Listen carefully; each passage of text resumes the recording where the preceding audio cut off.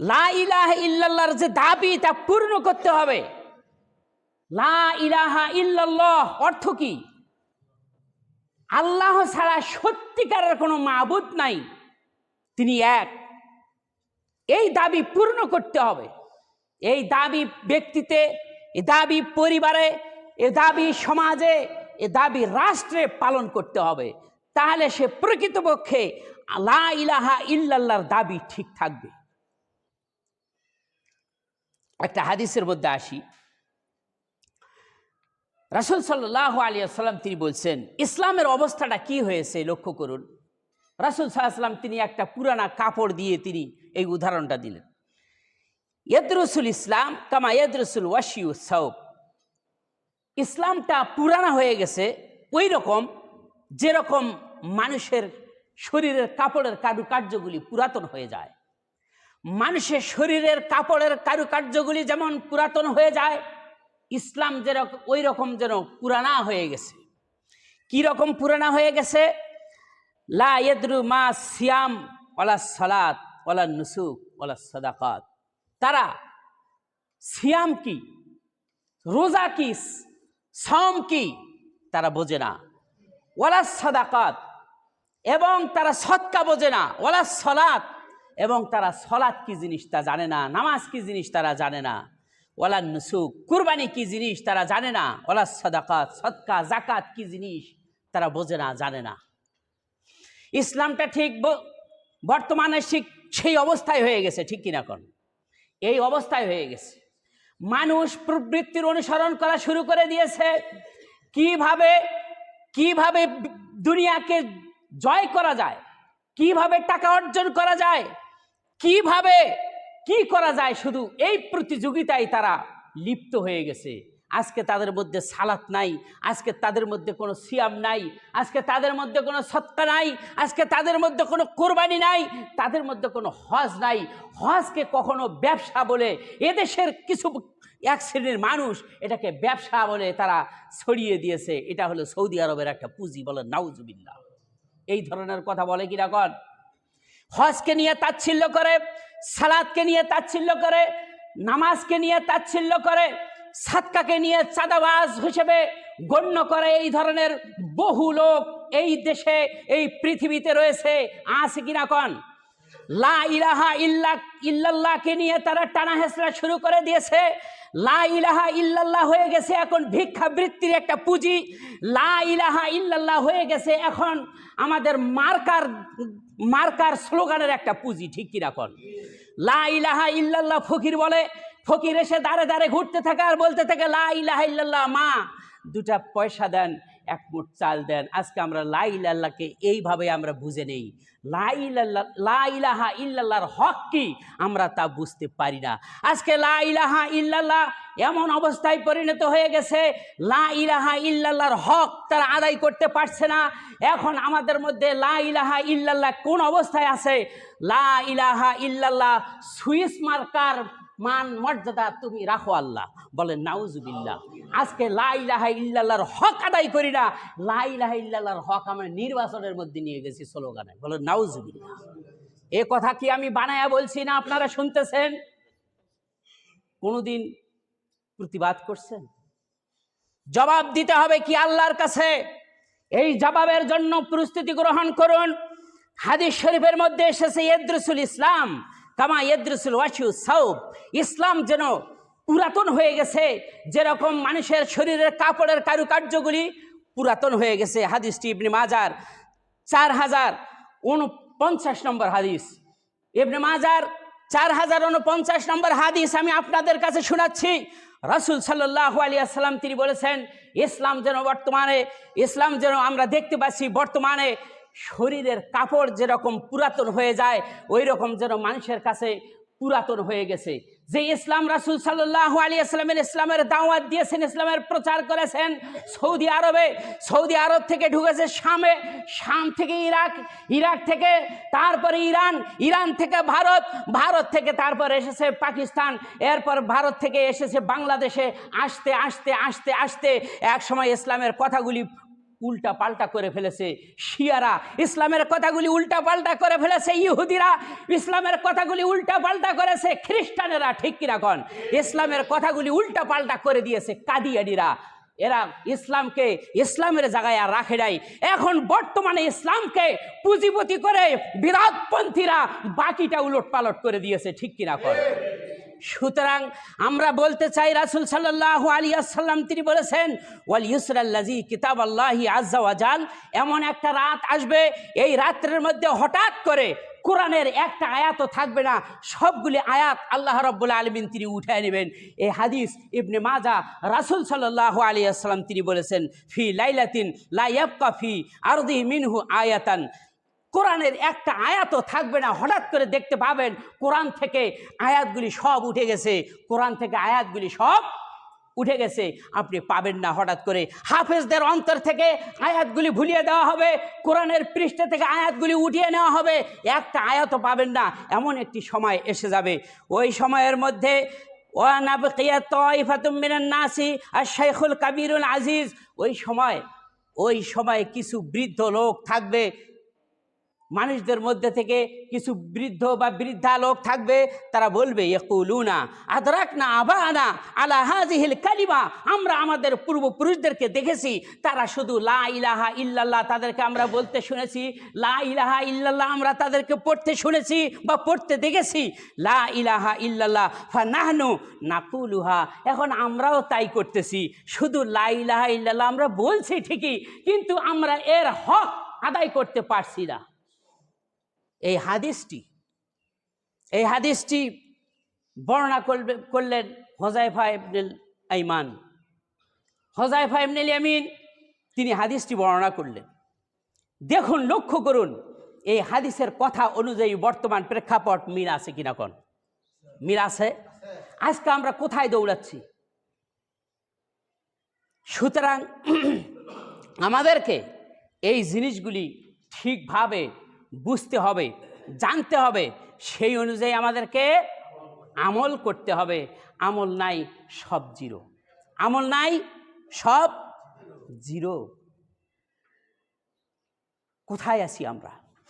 আল্লাহ রাসূল সাল্লাল্লাহু আলাইহি ওয়াসাল্লাম তিনি বলছেন, ওয়ান ইবনে উমর রাদিয়াল্লাহু তাআলা আনহু قال قال রাসূলুল্লাহ সাল্লাল্লাহু আলাইহি ওয়াসাল্লাম লা ইয়াতিয়ানি আলা উম্মতি মা আতা আলা বনি ইসরাইল খুযুন নাল বিনাল হাত্তা ইযা কানা মিনহুম মিন আতা উম্মাতিন আলা নিয়াতান ওয়া কানা ফি উম্মাতিন মান সানা যালিক। রাসূল সাল্লাল্লাহু আলাইহি ওয়াসাল্লাম তিনি বলছেন, লা ইয়াতিনা আলা উম্মতি, আমার উম্মতের উপর এমন একটা সময় আসবে, মা আতা আলা বনি ইসরাইল, বনি ইসরাইলের যেরকম অবস্থা হয়েছিল। বনি ইসরাইলরা কার উম্মত দাবি করে বলতে পারবেন না? মুসার। বনি ইসরাইলরা তারা মুসার উম্মত দাবি করে। রাসূল সাল্লাল্লাহু আলাইহি ওয়াসাল্লাম বলছেন, বনি ইসরাইলদের উপর যেরকম পরিস্থিতি এসেছিল, আমি আমার উম্মতের উপর সেই রকম পরিস্থিতি আসার আশঙ্কাই করতেছি। সুতরাং আল্লাহ রাসূল সাল্লাল্লাহু আলাইহি ওয়াসাল্লাম তিনি বললেন, ওয়াইন্না বানি ইসরাঈলা ইফতারাকা আলা ইসনাইনি ওয়া সাবঈনা মিল্লাহ, বনি ইসরাইলরা ৭২টি দলে বিভক্ত হয়ে গেছে। বনি ইসরাইলরা কয়টা দলে বিভক্ত হয়ে গেছে? ৭২টি দলে বিভক্ত হয়ে গেছে। ওয়াফতারাকু হাযিহিল উম্মাহ আলা সালাসাতি ওয়া সাবঈনা ফিরকা, আর আমার উম্মত ৭৩টি দলে বিভক্ত হবে। বনি ইসরাইলরা ৭২টি দলে বিভক্ত হয়ে গেছে। আল্লাহ রাসূল বললেন, আমার উম্মত ওয়াফতারাকা উম্মতি, আমার উম্মত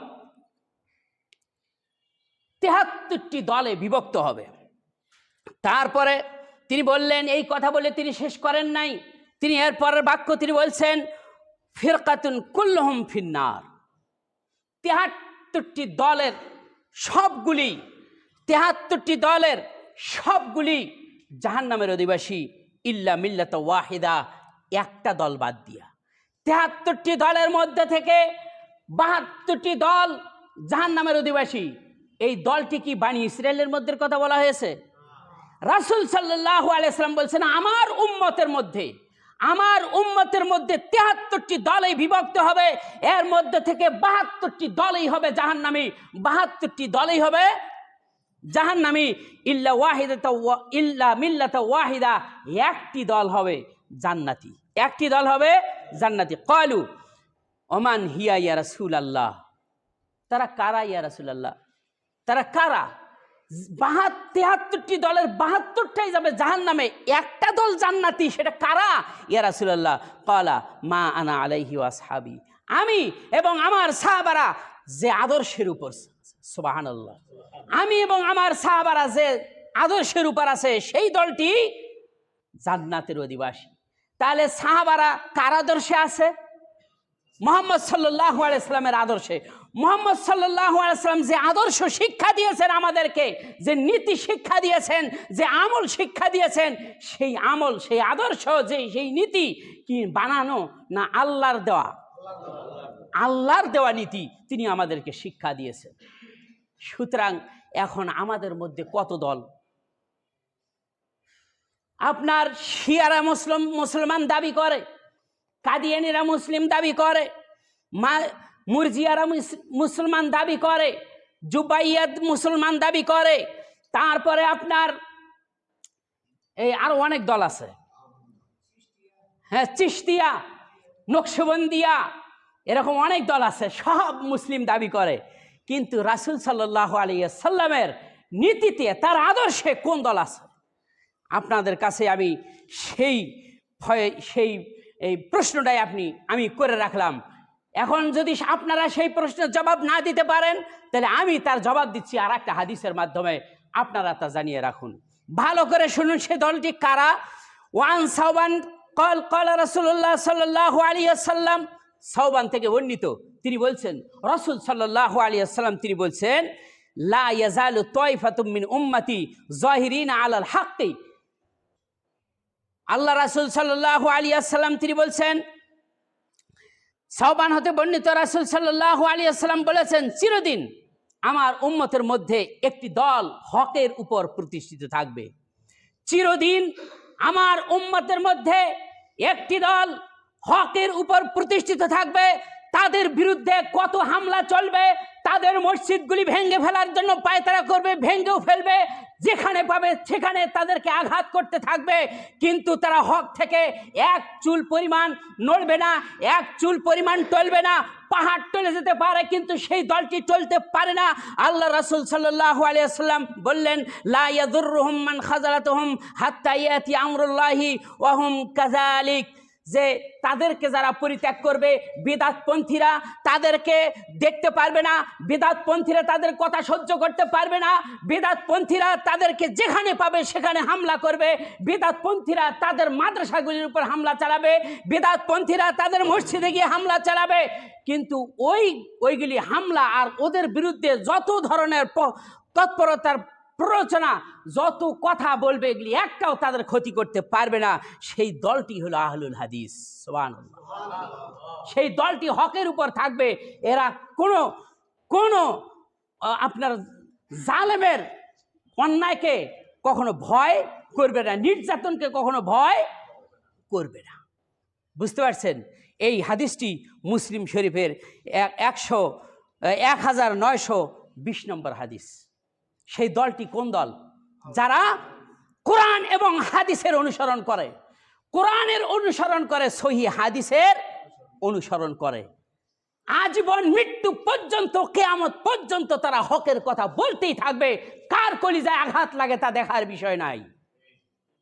বুঝতে পারছেন? এই সব কিছুই কিন্তু হাদিস বললাম। এই জন্য আল্লাহ রাব্বুল আলামিন তিনি বলছেন, ফাইন তানাজাতুম ফি শাইইন ফারুদ্দুহু ইলাল্লাহি ওয়া রাসূল, তোমাদের মধ্যে যখন কোনো বিষয় নিয়ে মতবিরোধ, মতপার্থক্য,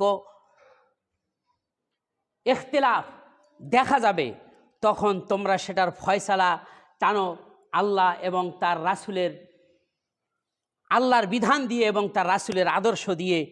ইন কুনতুম তুমিনুনা বিল্লাহ, যদি তোমরা সত্যিকার অর্থে দৃঢ় বিশ্বাসী হয়ে থাকো, আল্লাহর উপর যদি ঈমান এনে থাকো, ওয়াল আখিরা, কিয়ামতের উপর দৃঢ় বিশ্বাসী হয়ে থাকো, তাহলে সেই মতভেদ, মত পার্থক্যের নিরসন, মীমাংসা আল্লাহ এবং তার রাসূলের কথার মাধ্যমেই তোমরা তা করো। দুনিয়ার কোনো বাংলাদেশের বা এ বিশ্বের কোনো বুজুর্গানের দিনের মাধ্যমে ইসলাম চলে না। ইসলাম চলে আল্লাহর কথায়, ইসলাম চলবে রাসূলের কথায়। আমাদের মধ্যে একটা ভুল হলো, আমরা ইসলামকে চিনি হুজুর দিয়া, কিন্তু আমাদের উচিত ছিল হুজুরকে চিনতে হবে ইসলাম দিয়া। ঠিক কিনা কর? বড় বড় জুব্বা আলখাল্লা দেখেছি আর মনে করেছি না জানি কত বড় ওলি আল্লাহ। আহা, ওর মধ্যে ইসলামের কিছুই নাই, ইসলামের কিছুই পাবেন না আপনি। ওই যে কথা একটা বলে না, যেদিকে হাওয়া বয় সেদিকে, যেদিকে ঢেউ যায় ওইদিকে নাও বয়। ঠিক কিনা কহেন? এরা হলো এই ধরনের লোক। সুতরাং আল্লাহ তাআলা আমাদের সকলকেই রক্ষা করুন, সকলে বলি আমিন। আর একটা হাদিসের মাধ্যমে স্পষ্টভাবে আমি বলতে চাই কারা জান্নাতি। রাসূল সাল্লাল্লাহু আলাইহি ওয়াসাল্লাম থেকে বর্ণনা করছেন আবু হুরায়রা, ওয়ান আবি হুরায়রা রাদিয়াল্লাহু তাআলা আনহু قال قال রাসূলুল্লাহ সাল্লাল্লাহু আলাইহি ওয়াসাল্লাম কুল্লু উম্মতি ইয়াদখুলুনাল জান্নাহ, প্রত্যেক উম্মতেই জান্নাতে যাবে। আল্লাহ রাসূল বললেন কুল্লু উম্মতি ইয়াদখুলুনাল জান্নাহ, আমার উম্মত, উম্মতি আমার উম্মতের যারা আছে প্রত্যেকেই জান্নাতে যাবে, প্রত্যেকেই জান্নাতে যাবে। সুবহানাল্লাহ, আগে কইেন না, পরের কথাগুলি কই আগে। তারপরে ইল্লা মান আবা, তবে পরিত্যাগকারী বাদ দিয়ে, যারা আবা, যারা অস্বীকার করে, অস্বীকারী বাদ দিয়া আমার উম্মতের প্রত্যেকেই জান্নাতে যাবে। কিলা, সাহাবারা বললেন ওমান আবা ইয়া রাসূলুল্লাহ, হে আল্লাহ রাসূল, আবা কি? আবার আবাটা কি জিনিস একটু আপনি দেখাইয়া দেন, আবা কি, কাকে আবা বলা হয়? তখন আল্লাহ রাসূল বললেন মানা আতানি দাখালাল জান্নাহ, যে আমি রাসূলের অনুসরণ করবে ও জান্নাতে যাবে। যে আমি রাসূলের অনুসরণ করবে ও কোথায় যাবে? ওমান আসানি, যে আমার বিরোধিতা করবে, যে আমার আনুগত্যকে অস্বীকার করবে, আমার আনুগত্য করতে গিয়ে বাড়াবাড়ি করবে, ফাকাত আবা, সেই ব্যক্তি হলো আবা, সেই ব্যক্তি হলো পরিত্যাগকারী। যারা রাসূলের আমল অনুযায়ী আমল করে না, হাদিস অনুযায়ী তার স্থান কোথায়? জাহান্নাম। হাদিস অনুযায়ী তার স্থান হলো জাহান্নাম। এই ব্যক্তি হলো আবা। এখন রাসূলের আমল অনুযায়ী আমলকারী ব্যক্তিকে আপনি খুঁজুন, খুঁজে খুঁজে বের করুন তো দেখি। এই হাদিসকে সামনে রেখে আপনি কোষ্টি পাথরের মতো যাচাই বাছাই করুন। একজন ব্যক্তি সুবহানাল্লাহ সুবহানাল্লাহ আলহামদুলিল্লাহ আলহামদুলিল্লাহ আল্লাহু আকবার 33 বার করে আঙ্গুলের কর গণে। এই দেশেই, একই এলাকায়, একই মসজিদের মুসল্লি, তারা তসবিহ দানা গলে সুবহানাল্লাহ সুবহানাল্লাহ আলহামদুলিল্লাহ আলহামদুলিল্লাহ আল্লাহু আকবার, তাতেও হয় না, আবার মেশিন। কে আবা? রাসূল সাল্লাল্লাহু আলাইহি ওয়াসাল্লাম তিনি বলেছেন আমার প্রত্যেক উম্মতেই জান্নাতে যাবে, কিন্তু যে অস্বীকারী ও জান্নাতে যাবে না। তাসবিহ আঙ্গুলের কর গোনা এটাও আমল, আবার তসবিহ দানা গোনা ওটাও একটা আমল। কোন আমলটা? আল্লাহ রাসূলের পদ্ধতি অনুযায়ী আপনি নিজেই বলুন। আঙ্গুলের কর গোনা, যেহেতু রাসূল সাল্লাল্লাহু আলাইহি ওয়াসাল্লাম তিনি বলেছেন এই আঙ্গুলের কর সাক্ষী দিবে, তার উপর আয়াত নাজিল হয়ে গেল। সূরা নূরের মধ্যে আছে, সূরা নূরে আছে, সূরা ইয়াসিনে আছে আল ইয়াউমা তুকাল্লিমু আইদিহিম, সেই দিন তাদের হাতগুলি কথা বলতে থাকবে, তার মুখে মোহরাঙ্কিত করা হবে। আয়াত আছে না? আছে। ওয়াতাশহাদু আরজুলুহুম, তাদের পা সাক্ষী দিবে। তাহলে কি বোঝা যাচ্ছে যে এই আঙ্গুলের কর এগুলি কথা বলবে, সাক্ষী দিবে। রাসূলের আদর্শ বাদ দিয়ে আপনি আদর্শ গ্রহণ করতেছেন। আমি বলি আল্লাহ এবং তার রাসূল বলছেন, আপনি বলছেন অমুক ইমাম আবু হানিফা বলছে, ইমাম শাফি, মালিক, হাম্বলি বলছে। ইবনে আব্বাস থেকে বর্ণিত তিনি বলছেন আমি শাকাউতু, আমি ভয় করতেছি। তিনি বলছেন রাসূল সাল্লাল্লাহু আলাইহি ওয়াসাল্লাম তিনি বলেছেন যে আমি ভয় করতেছি এই উম্মতের উপর পাথরের বৃষ্টি বর্ষণ হওয়ার। কিসের বৃষ্টি? পাথরের বৃষ্টি বর্ষণ হওয়া। কেন? কি অপরাধ? ইবনে আব্বাস বলছেন, আরে আমি বলছি আল্লাহ এবং তার রাসূল বলেছেন, আর তোমরা বলো আবু বকর বলছে, ওমর বলছে। আল্লাহ এবং আল্লাহর রাসূলের কথার উপর আবু বকর এবং ওমরের কথাকে তোমরা প্রাধান্য দিচ্ছ।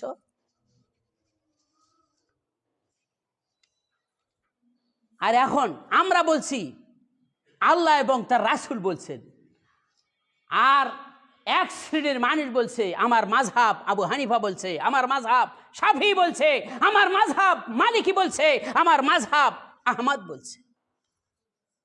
তাহলে আমার কথা, আমার আমল কার কথা এবং আমল অনুযায়ী হতে হবে? আল্লাহ এবং তার রাসূলের আমল কথা অনুযায়ী হতে হবে। আমল করলেই হবে না, সেই আমলে কতটুকু আল্লাহ এবং তার রাসূলের নির্দেশ আছে তা লক্ষ্য করুন। আজকে এই পার্থক্য, এই মতানৈক্য, এই মতবিরোধ, এইটা যে সৃষ্টি হয়েছে, এটা কোনো মুসলমানের নয়, এটা মুসলমানের আদর্শ নয়, এটা কি মুশরিকদের আদর্শ। এই আদর্শ কার? মুশরিকদের আদর্শ। আল্লাহ রাব্বুল আলামিন তিনি বলছেন, ওয়ালা তাকুনু মিনাল মুশরিকিনা, ও নবী ওয়ালা তাকুনু মিনাল মুশরিকিনা, মুশরিকদের মতো হইও না, মুশরিকদের মতো হইও না। আল্লাযিনা ফাররাকু দীনাহুম, যারা তাদের দিনকে, তাদের ধর্মকে বিভিন্ন ভাগে খণ্ড বিখণ্ডিত করেছে। আজকে আমরা আমাদের দিনকে মানতে গিয়ে আমরা হানাফি মাযহাব গ্রহণ করেছি, আমাদের দিনকে মানতে গিয়ে শাফি মাযহাব গ্রহণ করেছি, আমাদের দিনকে মানতে গিয়ে মালিকি মাযহাব গ্রহণ করেছি, আমাদের দিনকে মানতে গিয়ে হাম্বলি মাযহাব গ্রহণ করেছি, আমাদের দিনকে মানতে গিয়ে আটরশি আমরা গ্রহণ করেছি, আমাদের দিনকে মানতে গিয়ে আমরা চরমনাই গ্রহণ করেছি, আমাদের দিনকে মানতে গিয়ে আমরা কি দেওয়ানবাগি গ্রহণ করেছি। আজকে আমাদের দিনকে আমরা বিভিন্নভাবে ভাগ করেছি। মুশরিকদের আদর্শ আমাদের মধ্যে চলে এসেছে। অথচ আল্লাহ পাক সূরা রুমের 32 নম্বর আয়াতে তিনি বললেন, ওয়ালা তাকুনু মিনাল মুশরিকিন, তোমরা মুশরিকদের মতো হয়ে না। আল্লাযিনা ফাররাকু দীনাহুম, যারা তাদের দিনকে খণ্ড বিখণ্ড করে বিভিন্ন দলে বিভক্ত হয়ে গেছে। ওয়া কানু হিজবুম বিমা লাদাইহিম ফারিহুন, তারা তাদের যার যার খণ্ডিত দিন নিয়ে, খণ্ডিত বিভক্তিকৃত দিন নিয়ে আনন্দে মশগুল আছে, আর বলতেছে আমারটা সহি, আমারটা সহি, আমি ঠিক অবস্থায় আছি। শুনুন, ভালো করে শুনুন, আল্লাহ পাক তিনি বলছেন, পৃথিবীর সমস্ত মানুষ যদি না হকের দিকে যায়, আর একজন যদি হকের উপর থাকে, সেটাই ঠিক। সেটাই কি? সেটাই ঠিক। কেননা আল্লাহ তাআলা তিনি সূরা আনআমের মধ্যে তিনি ঘোষণা করে দিয়েছেন, এই ব্যাপারে সুন্দর ব্যাখ্যা করে দিয়েছেন। সূরা আনআমের মধ্যে এসেছে, পৃথিবীর অধিকাংশ মানুষের যদি রায় গ্রহণ করো, নবী তুমি সঠিক পথ থেকে পদচ্যুত হয়ে যাবে। ইন্নাল্লাযিনা ফাররাকু দীনাহুম ওয়া কানু শিয়া লাস্তা মিনহুম ফি শাই, নবী যারা বিভিন্ন ধর্মের, যারা বিভিন্ন বিভক্তির অনুসরণ করে, তুমি তাদের অন্তর্ভুক্ত নও। তোমার প্রতি যা ওহী করা হয়েছে, এটা আমার পক্ষ থেকে এসেছে, একই অফিস থেকে, সেটা হলো একই আল্লাহ রাব্বুল আলামিন থেকে, তিনি এক, সেখান থেকেই এসেছে এই খবর। ফাত্তাবিহা, সেই খবরের, সেই নির্দেশের, সেই ওহীর তুমি অনুসরণ করো। আর সেই ওহীর ব্যাখ্যা হলো হাদিস। রাসূল সাল্লাল্লাহু আলাইহি ওয়াসাল্লাম তিনি বাস্তবে তা দেখিয়ে দিয়েছেন। একজন ব্যক্তি এসে আয়েশা সিদ্দিকা রাদিয়াল্লাহু তাআলা আনহার কাছে এসে বললেন, রাসূল সাল্লাল্লাহু আলাইহি ওয়াসাল্লামের চরিত্র কি, একটু বলুন। তখন আয়েশা সিদ্দিকা রাদিয়াল্লাহু তাআলা আনহা তিনি বললেন, তুমি কি কোরআনের সূরা ফাতিহা থেকে নাস পর্যন্ত পড়ো নাই? বলল যে হ্যাঁ পড়েছি। আল্লাহ রাসূল সাল্লাল্লাহু আলাইহি ওয়াসাল্লামের চরিত্র সম্পর্কে জানতে এসেছো, সূরা ফাতিহা থেকে নাস পর্যন্ত যা আছে সব রাসূলের চরিত্র। সুবহানাল্লাহ। কোরআন কথা বলতে পারে না, কোরআন হাঁটতে পারে না, সুতরাং কথা বলা কোরআন, কথা বলা হাদিস, কথা বলা হাঁটা হাদিস। কোরআনকে যদি দেখতে চাও, স্বয়ং রাসূলকে দেখো। সুবহানাল্লাহ। রাসূলের কথা, রাসূলের কাজ সব কোরআন। তিনি কোরআনের একজন ব্যক্তি বলছে যে সূরা ফাতিহা জামাতের মধ্যে ইমাম যখন পড়ে মুসল্লি পড়া লাগবে না, সেই সময় চুপ থাকো। ওই যে সূরা আরাফের মধ্যে বলা হয়েছে, ফাইজা কুরিয়াল কোরআন ও ফাস্তামিউ ওয়া আনসিতু লাহু। সেই ব্যক্তি আলেম বলল, রাসূল তো পড়তে নিষেধ করেছেন, আর আল্লাহ তো পড়তে নিষেধ করেছেন, রাসূল আবার পড়তে বলেছেন, তাহলে কথাটা কেমন যেন সাংঘর্ষিক হচ্ছে। আমি বলি, বেটা, আলেম নামের কলঙ্ক, তুমি তো বুঝোই নাই ওখানে কি বলা হয়েছে। ওই আয়াতটির প্রেক্ষাপট কি তোমাকে জানতে হবে, তারপরে এখানে তুমি সূরা ফাতিহা না করতে পারবে। কেননা রাসূলের উপর কোরআন অবতীর্ণ হয়েছে আয়াতটি, আর রাসূল তিনি সূরা ফাতিহা পড়া নিষেধ করে দিয়েছেন। ইবনে মাসউদ থেকে বর্ণিত, তিনি বলছেন, যখন আমরা সালাতের মধ্যে একে অপরকে বলতাম সালামুন আলাইক, সালামুন আলাইক, আপনার উপর শান্তি বর্ষিত হোক, একজন আর একজনকে বলতাম, এই যে কথা বলতাম, এটাকে নিষেধ করবার জন্য তখন এই আয়াতটি নাজিল হয়ে যায়। এখানে তো সূরা ফাতিহাকে নিষেধ করা হয়েছে নাকি? আপনাদের জ্ঞানে আপনারা বলুন তো, সূরা ফাতিহা নিষেধ করা হলো না?